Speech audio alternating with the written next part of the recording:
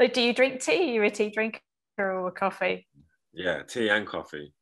I start the day. It's the first thing I do is I wake up and I put the kettle on and I'll have a cup of tea. And my friend taught me when I was 12, it has to be on the boil.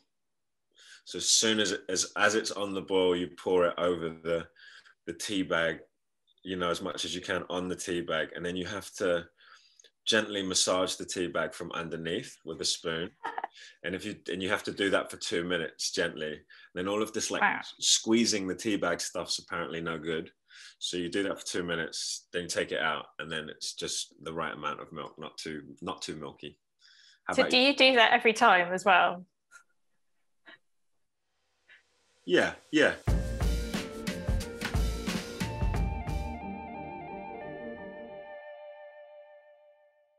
What do you think is like the most important lesson you've learned in your professional career? Some variation of, if in doubt, you just go back to the story and the character. Like, if in doubt, you go back to the text, you go back to the character. What's the motivation? Where is your need? Where are you operating from, and what are you trying to get?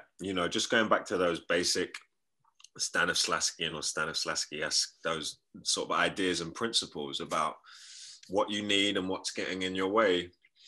And I feel like whether that's auditions, whether that's on set, whether that's just in your own personal reading time, it's somewhere to put your concentration that's really useful.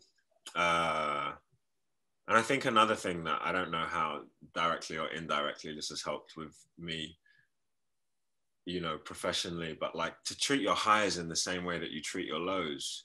It's easier said than done, especially with all this press and stuff and campaigning and awards around films. I feel like it's been really helpful to remember that there's something really important about understanding that there are lessons to be taken from the triumphs as well as the failures, especially in this job, like where you're racking up rejections and no's. Like it's such a big part of it. You need to find a way to make sense of that, so you don't have an emotional breakdown once a month.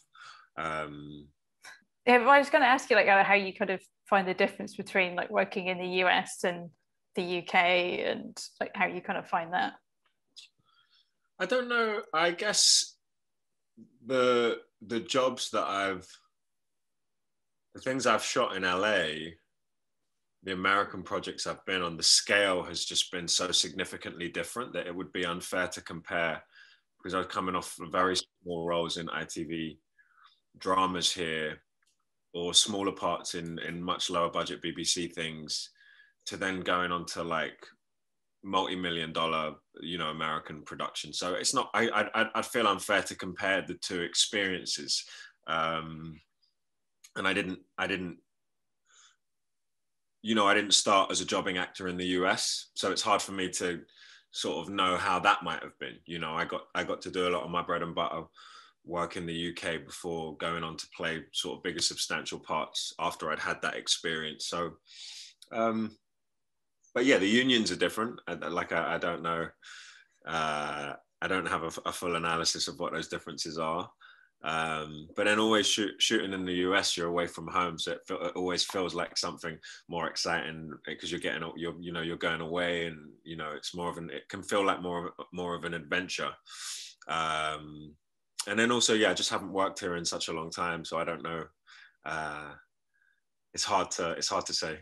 I remember definitely like my first experiences of coming over to LA years ago, before I was ready to come, that people who were there at the same time, who were just coming out of drama school, like doing their having their first step, we all left feeling like anything was possible. And then stuff didn't happen for most of us for a long time after that. But there's definitely an energy in LA where like anything's possible. Everyone gives you their time.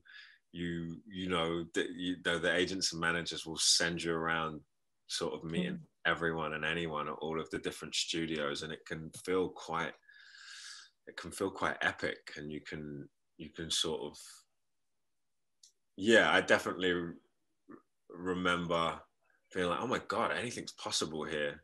But then at the same time, it can be really, you know, lonely and isolating. And if you're there for long enough and nothing happens, you can feel even more lost in a way, because you've gone from this huge hope to like, the reality is you haven't got a job. I remember leaving LA for the first time, and I didn't go back for another 5 or 6 years. Like it was, oh, wow.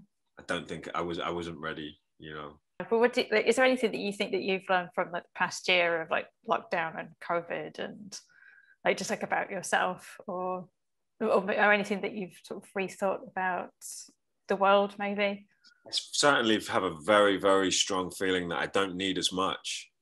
I thought, you know, I don't need as much, and actually having 4 or 5 social obligations a week is probably not the way to live life. And actually I'm a lot more, just the slower pace of this has been really, there's been something interesting in it. I'm not quite sure what.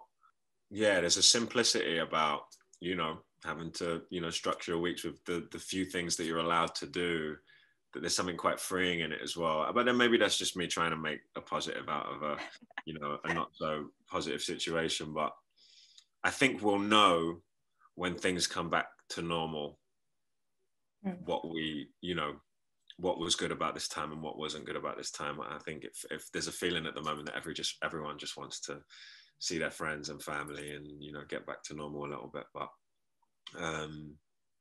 yeah. Like, how would you define heroism, like both in fiction and in real life? I think,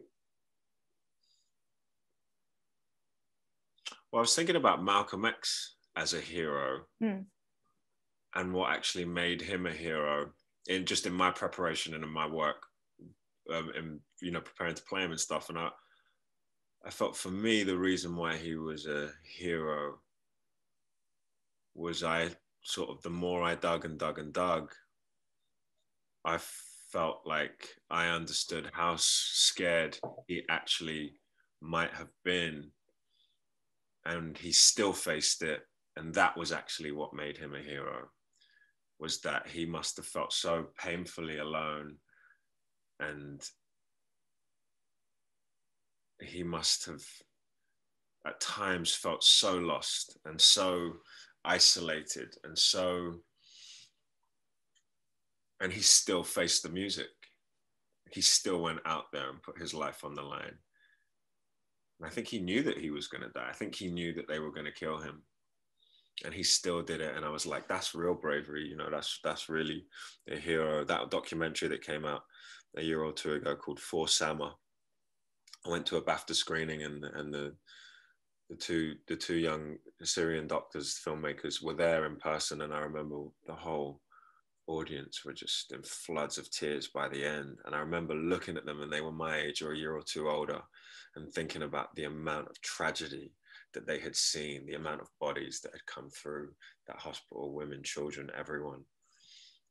And they were able to sit there and think logically and reflect on the situation, and still have humility and decency and kindness, and share, and thinking, fuck, they're revolutionaries, you know, they're real heroes, you know. And it's hard, and it's really hard to think that anything you do is of any use when you're sort of comparing yourself to like that level of heroism or bravery.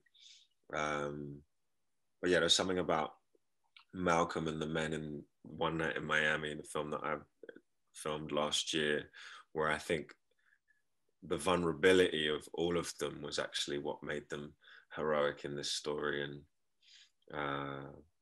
the courage to share and be, and not be scared to be, or not be ashamed or scared to be honest about feeling lost or feeling scared, or, you know, that kind of stuff. So I think it depends on who you're talking about. But yeah, I guess heroism can mean many different things depending on who you're talking about. But there you go. But yeah, thank you for that, and yeah, and hope to catch you in something very, very soon. Yeah, likewise. Best of luck for everything, like One Night in Miami. Thanks, man. Yeah, really nice talking to you, man.